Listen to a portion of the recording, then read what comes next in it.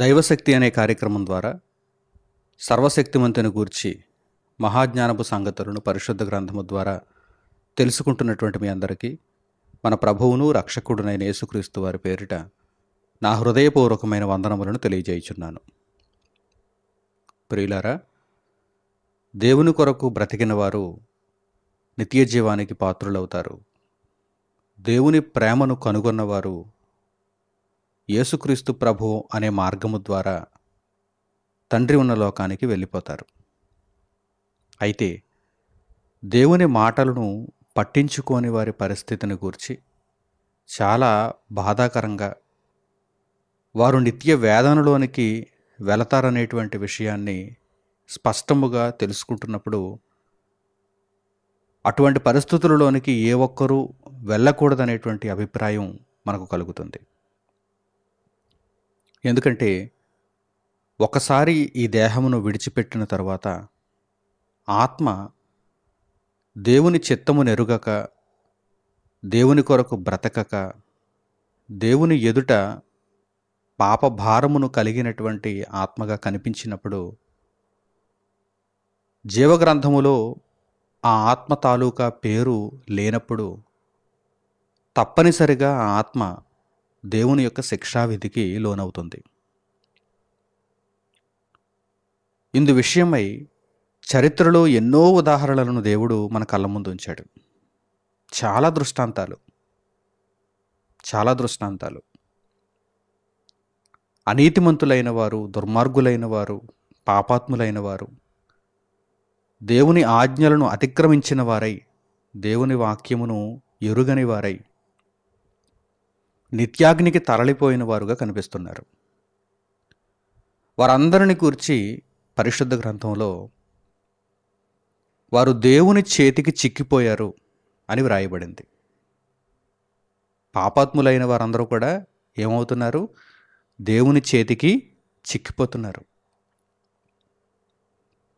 Licence లేకుండా బండి తొక్కుతుంటే దారిలో ఒక ట్రాఫిక్ పోలీస్ కనిపించినప్పుడు ఆ ట్రాఫిక్ పోలీస్ చేతికి చిక్కితే ఫైన్ పడుతుంది. అందుచేత లైసెన్స్ లేకుండా కావచ్చు, లేకపోతే ట్రాఫిక్ రూల్స్ ఉల్లంఘించినటువంటి ఏ పరిస్థితుల్లోనైనా కావచ్చు, డ్రైవింగ్ చేస్తున్నప్పుడు ట్రాఫిక్ పోలీస్ ఎదురుగా వస్తే డ్రైవ్ చేస్తున్న వారు భయపడతారు. ఒకవేళ ట్రాఫిక్ పోలీస్ అక్కడ లేకపోతే వీరు తప్పించుకోవచ్చేమో కానీ ట్రాఫిక్ పోలీస్ వీరిని పట్టుకుంటే కనుక తప్పనిసరిగా వీరు చలాన్ కట్టాల్సిందే, వీరికి ఫైన్ పడుతుంది. ఇటు మాదిరిగా దేవుడు పాపాత్ములను విడిచిపెట్టకుండా తప్పించుకొని పోయే విధంగా దేవుడు ఏమాత్రం పాపాత్ములకు అవకాశం ఇవ్వకుండా ఆయన తన చేతిలో వారిని చిక్కించుకుంటున్నాడు. అంటే వారికి తప్పనిసరిగా శిక్షను విధించటానికి దేవుడు సిద్ధమవుతున్నాడు అని మనం అర్థం చేసుకోవాలి. మొట్టమొదట ఈ విషయాన్ని మన దగ్గర కూడా అప్లై చేసుకుంటూ, దేవుని చేతిలో పడటం అంటే చాలా భయంకరమైనటువంటి సంగతి అని పాపము జోలికి వెళ్లకుండా బహు భయముతో మనము పవిత్రతను కొనసాగించుకుంటూ ఈ విషయమును అనేకులకు ప్రచురపరచుటలో కూడా మనము ముందుకు కొనసాగాలి. చాలామంది అనుకోవచ్చు, ఈ లోకములో సుఖవంతమైనటువంటి జీవితమును నేను కలిగి ఉన్నాను అని.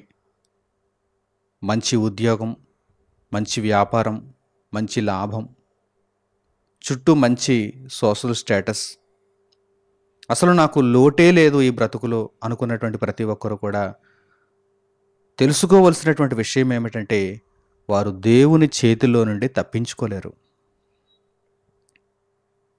తమ ఇష్టాన్ని తాము నెరవేర్చుకుంటున్నటువంటి ప్రతి ఒక్కరూ కూడా దేవుని చేతిలో నుండి తప్పించుకోలేరు. ఒకవేళ దేవుని చేతిలో ఎవరైనా పడిపోతే తప్పనిసరిగా పాపాత్ములైన వారు దేవుని చేతికి చిక్కాల్సిందే. అలా పాపాత్ములై మరణించి ఆత్మగా దేవుని చేతిలో చిక్కిపోతే వారి పరిస్థితి ఏంటి? దేవుడు వారి మీద పగ తీర్చుకుంటాడు. దేవుడు వారి మీద పగ తీర్చుకుంటాడు అని వ్రాయబడింది. ఎందుకు పగ తీర్చుకుంటాడు? ఆయనకెందుకు పగ? ఈ భూమి మీద వారు దేవుని యొక్క మాటలను పట్టించుకోలేదు.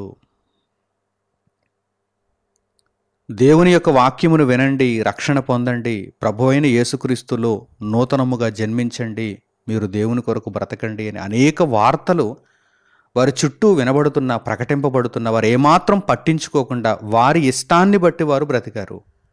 గర్వపు పోకడతో వారు బ్రతికారు. కనుక దేవుడు వారి మీద పగను పెంచుకుంటున్నాడు. భూమి మీద బ్రతికుండగా వారు మారతారేమో అని ఆయన ప్రేమతోనే ఉన్నాడు. ఆయన దీర్ఘశాంతంతోనే ఉన్నాడు. ఈ రోజైనా మారతాడా అని దేవుడు ప్రతి వ్యక్తికి కూడా ఆయన మాటలను సందేశాలుగా పంపిస్తూనే ఉన్నాడు. కానీ ఆయనకు ఒకానొక పరిస్థితిలో ఇక విసుగొచ్చేసింది. ఆయుష్నిచ్చాడు, ఎదురు చూచాడు, దీర్ఘశాంతంతో ఉన్నాడు, ప్రేమనే చూపించాడు. కానీ మనిషి మారలేదు. మారని మనిషి మరణించిన తరువాత దేవుని పగకు లోనవుతున్నాడు, దేవుని ఉగ్రతకు లోనవుతున్నాడు, దేవుని కోపానికి లోనవుతున్నాడు. ఆ క్రమంలో దేవుని చేతిలో పడిపోతున్నాడు. దేవుని చేతిలో పడటం అంటే సామాన్యమైనటువంటి విషయం కానే కాదు. ఒక పోలీస్ చేతిలో పడ్డం అనుకుంటున్నారా దేవుని చేతిలో పడ్డం అంటే? ఒక కోర్టులో మీకు శిక్ష విధింపబడడం అనుకుంటున్నారా దేవుని యొక్క న్యాయస్థానంలో మీకు శిక్ష విధింపబడటం అంటే? ఇక్కడ ఉన్నవన్నీ కూడా చిన్న చిన్నవి. ఈ లోక సంబంధమైనటువంటి బ్రతుకులో ఇక్కడ ఉన్నటువంటి పగలు, ప్రతీకారాలు, ఈ శిక్షలు ఇవన్నీ కూడా స్వల్పమైనవి. కానీ దేవుని చేతిలో పడితే మాత్రం వారు భయంకరమైనటువంటి శిక్షకు పాత్రులవుతారు. కనుక ఏమాత్రము కూడా దేవుని చేతిలో నేను చిక్కిపోకూడదు, దేవుని ప్రేమకే ఎల్లప్పుడూ నేను పాత్రుడను కావాలి అని ఒకవేళ అనుకుంటే ఇప్పుడే మీరు యేసుక్రీస్తు ప్రభువును రక్షకునిగా అంగీకరించి దేవుని మాటలకు మీరు సంపూర్ణముగా విధేయతను చూపించాలి, దేవునికి లోబడాలి. లేదంటే మారని ప్రతి మనిషి కూడా మరణించిన తర్వాత దేవుని చేతిలో పడిపోతాడు. ఇప్పుడు వాక్య భాగాన్ని మీకు పరిచయం చేస్తాను. జాగ్రత్తగా ఈ మాటలను మీరు పరిశీలించండి. హెబ్రీయులకు పౌలు గారు రాసినటువంటి పత్రిక 10వ అధ్యాయము 30వ వాక్యం నుండి చూడండి. పౌలు గారు హెబ్రీయులకు రాసిన పత్రిక 10వ అధ్యాయము 30వ వాక్యం నుండి, పగ తీర్చుట నా పని, నేనే ప్రతిఫలము నిత్తుననియు. దేవుడేమంటున్నాడు? పగ తీర్చుట నా పని అంటున్నాడు. నేను ప్రతిఫలమునిస్తాను, నేనే ప్రతిఫలమునిస్తాను అంటున్నాడు. దేవుడు పగ తీర్చుకుంటున్నాడు. ఎవరి మీద పగ తీర్చుకుంటున్నాడు? ఆయనను మోసగించిన వారి మీద, ఆయన కొరకు బ్రతకని వారి మీద, ఆయనను పట్టించుకోని వారి మీద, ఆయన వాక్యమును ఎరుగని వారి మీద ఆయన పగ తీర్చుకుంటున్నాడు. అందుచేతనే వ్రాయబడిన మాటలను చూడండి. పగ తీర్చుట నా పని. ఏమండి, దేవుడు పగ తీర్చుకోవడం అంటే భూమి మీద పగ తీర్చుకుంటాడా, లేకపోతే మరణించిన తర్వాత ఆత్మల మీద పగ తీర్చుకుంటాడా? అంటే మరణించిన తర్వాత ఆత్మల మీదనే, భూమి మీద కాదు. భూమి మీద ఒకవేళ దేవుడు శిక్షను విధిస్తున్నాడు, ఎవరికైనా దేవుడు శిక్షను విధిస్తున్నాడు అంటే మారమని, అంటే మరణశిక్ష కాకుండా భూమి మీద దేవుడు ఎవరికైనా కొద్దిపాటి శిక్షలను, శోధనలను, శ్రమలను, ఇబ్బందులను అనుగ్రహిస్తున్నాడంటే మారండి. మరణించారంటే నా పగకు మీరు లోనైపోతారు, నా చేతిలో పడిపోతారు. మీరు మరణించారంటే నా చేతిలో పడిపోతారు. నీతిమంతులుగా మరణించారంటే నిత్య జీవానికి అర్హులవుతారు. కానీ ఇలాగే ఉండి ఈ పాపపు జీవితంలో మీరు మరణించారంటే నా చేతిలోనికి వచ్చేస్తారు, నేను అప్పుడు పగ తీర్చుకుంటాను అని చెప్పి దేవుడు భూమి మీద ప్రేమతో గద్దించేటువంటి సందర్భాలు మనకు కనిపిస్తాయి. ఇక్కడ వాటిని గూర్చి దేవుడు మాట్లాడటం లేదు. పగ తీర్చుకోవడం అంటే ఈ భూమి మీద జీవిత కాలంలో మాత్రం కాదు. మనిషి మరణించిన తరువాత, ఒకవేళ మరణించక ముందు ప్రభువును ఆ మనిషి విశ్వసించకపోతే, ప్రభువు కొరకు ఆ మనిషి బ్రతికి ఉండకపోతే, ఆ మరణించిన తర్వాత ఆత్మ మీద దేవుడు పగ తీర్చుకుంటాడు. అందుచేత వ్రాయబడిన మాటలను చూడండి. పగ తీర్చుట నా పని, నేనే ప్రతిఫలమునిత్తును, నేనే ప్రతిఫలమునిత్తును అంటే వారు చేసినటువంటి దుర్మార్గపు క్రియలకు నేనే ప్రతిఫలమునిత్తును అని ప్రభువు చెబుతూ, మరియు ప్రభువు తన ప్రజలకు తీర్పు తీర్చును అనియు చెప్పిన వానిని ఎరుగుదుము గదా. ఎవరు చెప్పారు ఈ మాటలు? సర్వోన్నతుడైన దేవుడు, సర్వశక్తిమంతుడైన దేవుడు. ఎంతమంది ఆత్మలకండి? ఒకరిగా ఇద్దరికా? ఏమంటే ప్రపంచంలో ఇటువంటి న్యాయస్థానాన్ని ఎక్కడైనా మీరు చూసారా? ప్రపంచ న్యాయస్థానాలు ఉన్నా కానీ ఆ న్యాయస్థానానికి వెళ్ళేటువంటి కేసులు కొన్నే ఉంటాయి. ప్రపంచంలో ఉన్న ప్రతి కేసు ప్రపంచ న్యాయస్థానానికి వెళ్తుందా? ముందు జిల్లా కోర్టుకు వెళ్తుంది, ఆ తర్వాత హైకోర్టుకు వెళ్తుంది, ఆ తర్వాత సుప్రీంకోర్టుకు వెళ్తుంది. మన దేశంలో అయితే ఇంకా అక్కడితో ఆగిపోతుంది. ప్రపంచ న్యాయస్థానానికి వెళ్ళేటువంటి కేసులు ఎలా ఉంటాయి? రెండు దేశాల మధ్య ఏమైనా కేసులు ఉంటే కనుక అటువంటివి ప్రపంచ న్యాయస్థానాలకు వెళ్తాయి.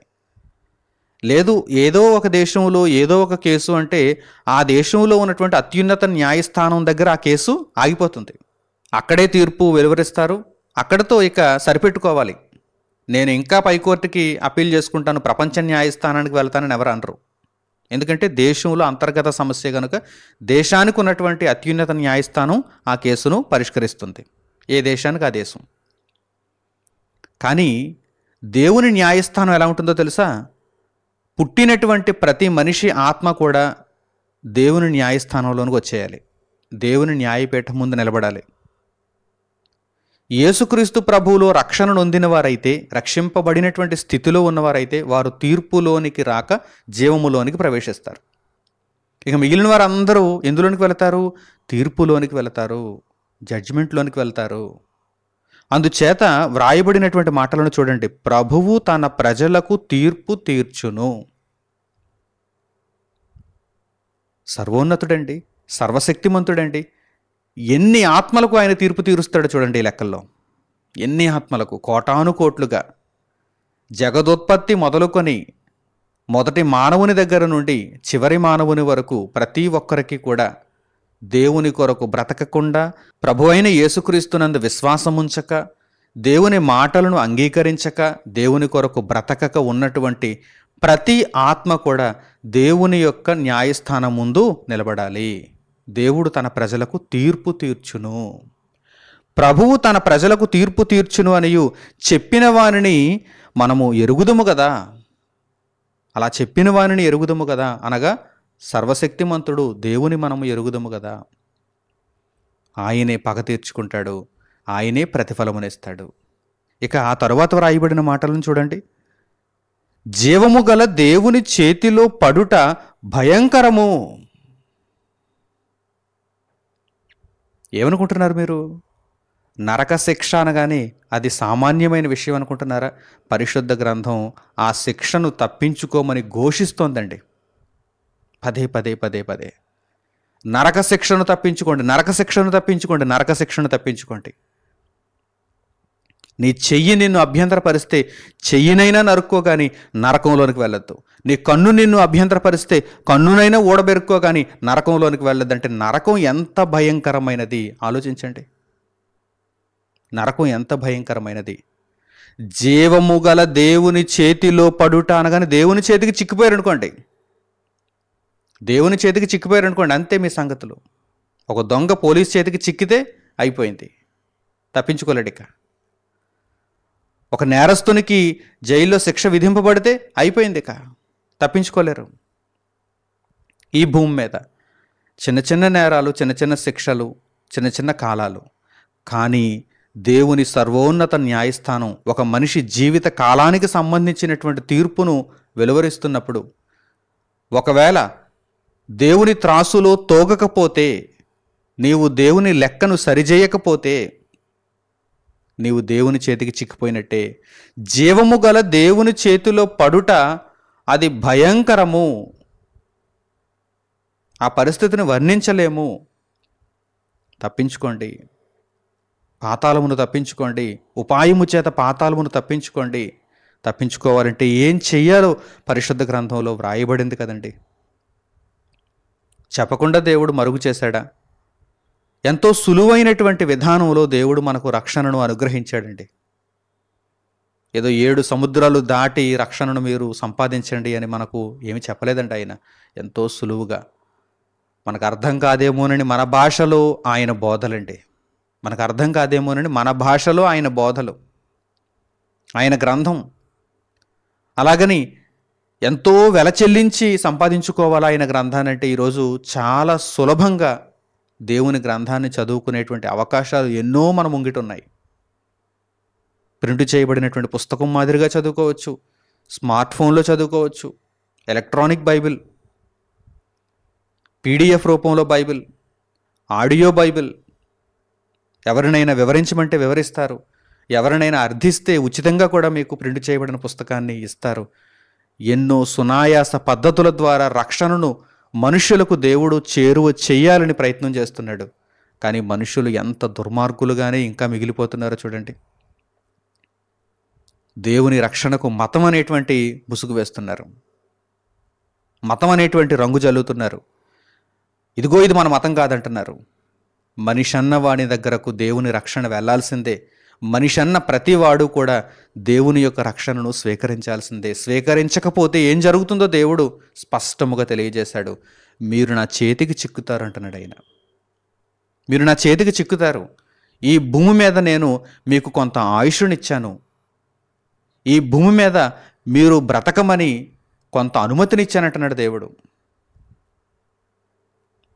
అయితే దేవుడు చూపిన దీర్ఘశాంతపు కాలములో మనిషి మార్పు నొందకపోతే మరణించిన తర్వాత దేవుని చేతికి చిక్కిపోతాడు. దేవుని చేతికి చిక్కాడంటే చాలా భయంకరం. జీవము గల దేవుని చేతిలో పడుట భయంకరము. అసలు వర్ణించలేమండి. ఆ నరక శిక్షను గూర్చి వర్ణించలేమండి. అక్కడ అగ్ని ఆరదు, పురుగు చావదు, తప్పించుకునే పరిస్థితి లేదు అక్కడ. దేవా, కొన్ని సంవత్సరాలు నన్ను ఇక్కడ శిక్షించినా కానీ నాకు విడుదల అనుగ్రహించు, నేను సత్ప్రవర్తన చూపిస్తాను అంటే ఒప్పుకునేటువంటి పరిస్థితులు లేవని దేవుడు ముందుగానే నిశ్చయముగా చెప్పేశాడు. నరక కోపములోనికి వెళ్ళారంటే ఇక మీరు తిరిగి రానే రారు. చాలా భయంకరం. ఇది దేవుని ఆగ్రహముతో కూడినటువంటి శిక్ష. దేవుడు పగ తీర్చుకుంటున్నాడు, ప్రతిఫలమునిస్తున్నాడు. కనుక దేవుని చేతిలో పడిపోవద్దు, దేవుని చేతికి చిక్కిపోవద్దు, తప్పించుకోండి. మీరు తీర్పును తప్పించుకోవాలంటే ప్రభువైన యేసుక్రీస్తు ఒక్కరే ఆధారం, శరణ్యం. ఆయన నామమును మీరు విశ్వాసం ఉంచి మీ పాపములను ఒప్పుకుంటే ఆయన మిమ్మల్ని పవిత్రులనుగా చేస్తున్నాడు. తన రక్తము చేత ఆయన మిమ్మల్ని పవిత్రులనుగా చేస్తున్నాడు. బాప్తిస్మము ద్వారా మీరు దేవుని రాజ్యంలో ప్రవేశించేటువంటి అవకాశం లభిస్తుంది. నీతి మార్గములో మీరు నడుచుకునేటువంటి గొప్ప ధన్యతను దేవుడు అనుగ్రహిస్తున్నాడు. ఈ రక్షణను మీరు నిర్లక్ష్యం చేశారంటే, ఇంత గొప్ప రక్షణను మీరు నిర్లక్ష్యం చేశారంటే ఎలా తప్పించుకుంటారు? దేవుని చేతుల్లో పడకుండా ఎలా తప్పించుకుంటారు? తప్పించుకోలేరు.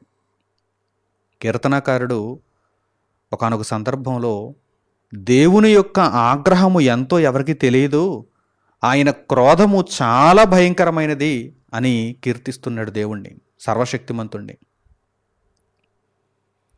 పరలోకమందున్న తండ్రి అయిన దేవుని సృష్టిని చూస్తే ఎంత గొప్పగా ఉందో మీకు మరలా నేను వివరించవలసిన అవసరం లేదు. ఈ విశ్వమును చూడండి, ఈ భూమి ఉన్నటువంటి లోకమును చూడండి, ఆయన యొక్క సృష్టి కార్యక్రమాలు ఎంత గంభీరంగా ఉంటాయి, అసలు మనం వర్ణింపగలమా? మరి అలాంటప్పుడు ఆయన నిర్ణయించినటువంటి నరకశిక్ష కూడా ఎంత ఘోరంగా ఉంటుంది ఒక్కసారి మీరు ఆలోచించండి. మనకు వెలుగును వేడిమిని ఇవ్వటానికి ఆయన నిర్ణయించినటువంటి సూర్యుని దగ్గరకు ఇప్పటి వరకు ఎవరు వెళ్ళలేకపోయారు. సూర్యుని చెంతకు ఎవరు వెళ్ళలేరు. అంత వేడిమి, అంత రేడియేషన్. దేవుడు ఈ సూర్యుడిని, సూర్యగోళాన్ని ఒక నక్షత్రంగా తయారు చేశాడు. ఈ భూమి మీద వెలుగునివ్వటానికి, వేడిమినివ్వటానికి ఒక నక్షత్రంగా సూర్యుడిని దేవుడు నియమించాడు. ఆ సూర్యుని దగ్గరకు మనిషి వెళ్ళగలడా? చాలా కష్టం, అసాధ్యం, వెళ్ళలేడు. అంత భయంకరమైనటువంటి వేడిమి, అగ్ని జ్వాలలు. ఇంత దూరంలో ఉన్నా కానీ ఎండాకాలం వచ్చిందంటే ఆ ఉష్ణోగ్రతకు మనమే ఉండలేకపోతున్నాం కదా. ఏసీ ఆన్ చేయకపోతే ఉండలేరు, ఫ్యాన్ ఉండకపోతే ఉండలేరు, కరెంట్ పోతే ఉండలేరు. అంత భయంకరం. ఇక ఆయన నరకాన్ని ఎంత ఘోరంగా నిర్మించి ఉంటాడో అంచనా వేయండి. ఆయన క్రోధము చాలా భయంకరమైనది. ఆయన కార్యములు చాలా గంభీరంగా ఉంటాయి. ఎందుకంటే ఆయన సర్వశక్తిమంతుడు. ఒక్కసారి కీర్తనాకారుని మాటలను మనం చూద్దాం. మోషే వ్రాసినటువంటి కీర్తనలో ఆయన ఈ మాటలను పలుకుతున్నారు. 90వ కీర్తన 11వ వాక్యాన్ని మీరు చూడండి. 90వ కీర్తన 11వ వాక్యం. నీ ఆగ్రహ బలము ఎంతో ఎవరికి తెలియను, నీకు చెందవలసిన భయము కొలది పుట్టు నీ క్రోధము ఎంతో ఎవరికి తెలియను.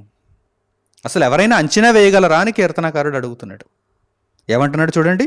నీ ఆగ్రహ బలము. ఆగ్రహంలో కూడా బలం ఉంది. మన చుట్టూ ఈ సృష్టిని తయారు చేయటంలో ఆయన బలాన్నే ఉపయోగించాడు. ఆయన బలము చేత సృష్టించినటువంటి ఈ సృష్టి కార్యక్రమాన్ని చూస్తుంటే 2 కళ్ళు చాలవు. అంత గంభీరంగా, అంత గొప్పగా ఈ సృష్టిని ఆయన తయారు చేశాడు. అలాగే ఆయన ఆగ్రహ బలమును ఒక్కసారి మీరు అంచనా వేయటానికి ప్రయత్నం చేయండి. మీ అంచనాలకు అందదు అది.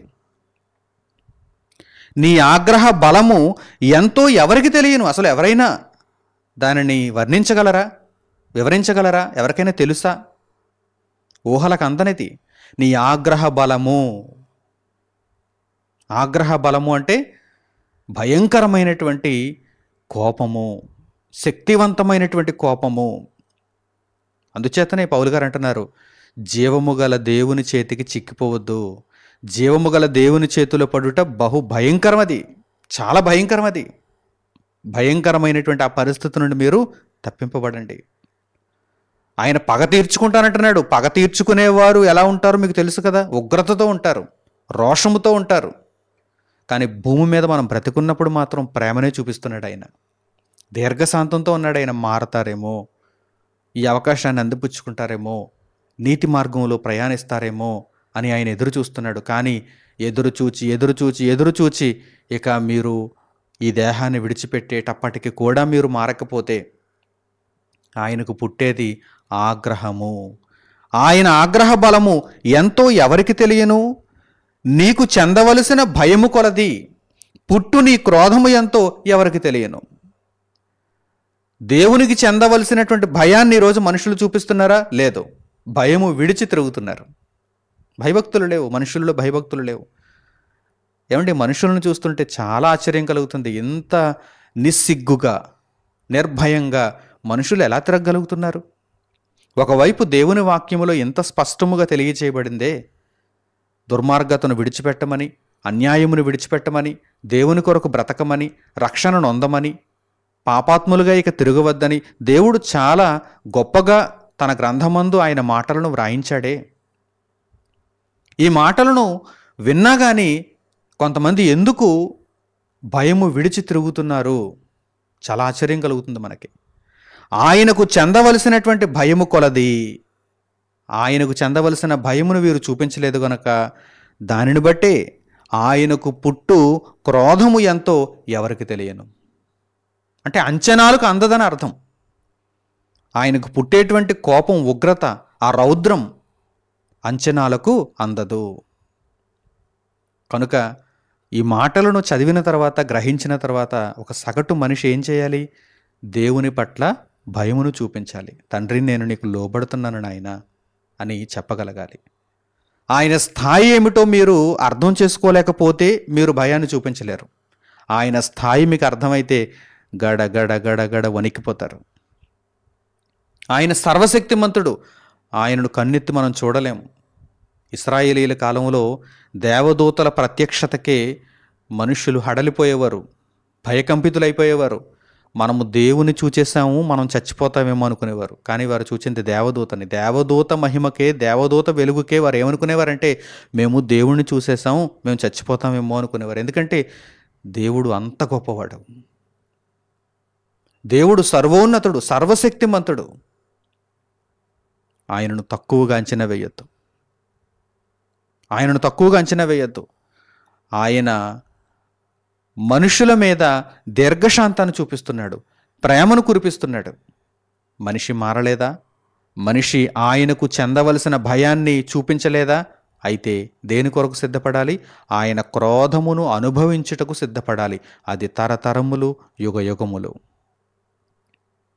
ఆయన చేతికి మనిషి చిక్కిపోయాడంటే, మరణించి దేహాన్ని విడిచిపెట్టి దేవుని పని చేయకుండా, దేవుని కొరకు బ్రతకకుండా ఒక మనిషి ఆత్మ దేవుని చేతికి చిక్కిపోయిందంటే, జీవము గల దేవుని చేతిలో పడుట భయంకరము. ఆయనకు పుట్టే క్రోధము ఎంతో ఎవరికి తెలియదు. ప్రచండ కోపముతో ఉంటాడు ఆయన, ప్రచండ కోపముతో. ఇక్కడే చూస్తున్నాం ఆయన దీర్ఘశాంతాన్ని, ఇక్కడే చూడగలం ఆయన ప్రేమని. కానీ యేసు ప్రభువు రక్షణలో లేకుండా మన ఆత్మ దేవుని న్యాయపీఠం ముందు గనక నిలబడితే ఆయన క్రోధం ఉంటుందండి. మరి భరించలేదు. ఏ ఆత్మ భరించలేదండి. ఏ ఆత్మ కూడా ఆయన యొక్క ఉగ్రతను తట్టుకోలేదండి. అందుచేతనే కీర్తనకారుడు అంటున్నాడు, మాకు జ్ఞాన హృదయము కలుగునట్లుగా దయచేయి తండ్రి, మాకు జ్ఞాన హృదయాన్ని నేర్పు తండ్రి. ఒకవేళ మేము ఇంకా మందబుద్ధులుగా మారిపోతున్నామేమో, ఇష్టానుసారంగా తిరుగుతున్నామేమో, మీ చిత్తమును నెరవేర్చలేకపోతున్నామేమో, మీ వాక్యమును గ్రహించలేకపోతున్నామేమో, తండ్రి మాకు జ్ఞాన హృదయము కలుగునట్లుగా చెయ్యి, మా దినములను లెక్కించుటకు మాకు నేర్పుము అని కీర్తనకారుడు ప్రాధేయపడుతున్నాడు. ఎందుకంటే ఆయనకు పుట్టే క్రోధం భయంకరమైనది. ఆయన చేతిలో పడటం అంటే భయంకరం. కనుక నరక శిక్షను తప్పించుకోవాలి. నరక శిక్షను తప్పించుకోవాలి. ఎలా తప్పించుకుంటాం? ఇదిగో ప్రభువైన యేసుక్రీస్తు అనే జీవమార్గం మన కళ్ళ ముందు ఉన్నప్పుడు ప్రభువుకు లోబడండి, బాప్తిస్మమును పొందండి, దేవుని రాజ్యంలో చేర్చబడండి, దేవుని కొరకు ఇక మీదట జీవించండి. దేవుని వాక్యము సూచిస్తోంది మీరు ఎలా జీవించాలి, ఇక మీదట మీ యొక్క నూతనమైనటువంటి బ్రతుకు ఎలా ఉండాలి అనేటువంటి విషయాన్ని దేవుని వాక్యము చక్కగా మీకు బోధిస్తోంది. కనుక మీ బ్రతుకును మార్చుకోండి. మీరు యేసుక్రీస్తునందు మార్పు నొందిన వారై నూతన జీవముతో దేవుని రాజ్యములో ఉన్నటువంటి వారై జీవగ్రంథమందు పేరును సంపాదించుకుంటే తీర్పులోనికి వెళ్లకుండా జీవములోనికి ప్రవేశిస్తారు. లేదు, మీ జీవితాన్ని ఇలాగే ఉంచుకుంటే, మార్పు లేని జీవితముతోనే మీరు మరణిస్తే జీవము గల దేవుని చేతిలో చిక్కిపోతారు. అది భయంకరము. మంచి నిర్ణయాలు తీసుకుంటారని హృదయపూర్వకంగా కోరుకుంటూ ఈ సందేశమును ఇంతటితో నేను ముగిస్తున్నాను. తండ్రి అయిన దేవునికి ప్రార్థనలు ఏకీభవించండి. మహోన్నతుడు అయిన మా కన్న తండ్రి, ఈ సమయం ముందు మీరు మాకు అనుగ్రహించిన హెచ్చరికతో కూడినటువంటి ఈ పాఠమును బట్టి మా హృదయపూర్వకమైన కృతజ్ఞతాస్తుతులను మీకు తెలియజేస్తున్నాము. మనుష్యులు మార్పు నొందాలని దీర్ఘశాంతముతో మీరు ఎదురు చూస్తున్నారు. లోకమును ఎంతో ప్రేమించి మీ అద్వితీయ కుమారుని రక్షణకర్తగా మాకు అనుగ్రహించారు. మేము రక్షణలో ప్రవేశించిన వారమై మీ చిత్తమును నెరవేర్చుటయందు సంతోషించు వారమై మీకు చెందవలసిన భయమును మాలో మేము కలిగి ఉండగలుగుటకు, సంపూర్ణ విధేయతను మేము చూపగలుగుటకు మాకిచ్చిన ధన్యతను బట్టి మీకు కృతజ్ఞతాస్తుతులు దేవా. ఇంకను ఎందరైతే మార్పు లేని జీవితములతోనే పాపపు బ్రతుకులలో ఉండిపోయారో వారందరూ నాయన ఈ మాటలు విన్న తరువాతనైనా మీ చిత్తమును నెరవేర్చటానికి తండ్రి, మీ చేతిలో నుండి తప్పించుకోవటానికి జీవమార్గమును యేసుక్రీస్తు ప్రభువు ద్వారా అన్వేషించగలుగుటకు సహాయమును దయచేయండి. అపవాది వాడి యొక్క తంత్రముల నుండి తండ్రి వారిని విడిపించండి. వాడి కబంధ హస్తములలో నుండి తండ్రి వారిని రక్షించండి. మార్పు నొంది మీ శరణు కోరిన ప్రతి ఒక్కరికి నాయన మీరు కృపచూపువారు. మీ రక్షణలో వారిని దీవించండి తండ్రి. ప్రభువైన యేసుక్రీస్తు ద్వారా నూతనమైన జీవమును వారికి దయచేయండి తండ్రి. ఎట్టి పరిస్థితుల్లోనూ నరక శిక్షను అనుభవించకూడదనేటువంటి ఒక దృఢమైనటువంటి నిర్ణయమును కలిగిన వారై ఇక మీదట వాక్యానుసారముగా బ్రతికేటువంటి బ్రతుకులను మీ బిడ్డలకు అనుగ్రహించమని మిమ్మల్ని వేడుకుంటూ మా ప్రార్థన మనవులను మా ప్రభువును మా రక్షకుడునైన యేసుక్రీస్తు వారి పేరిట మిమ్మల్ని వేడుకొనుచున్నాము తండ్రి. ఆమేన్. అందరికీ వందనములు. సెలవు.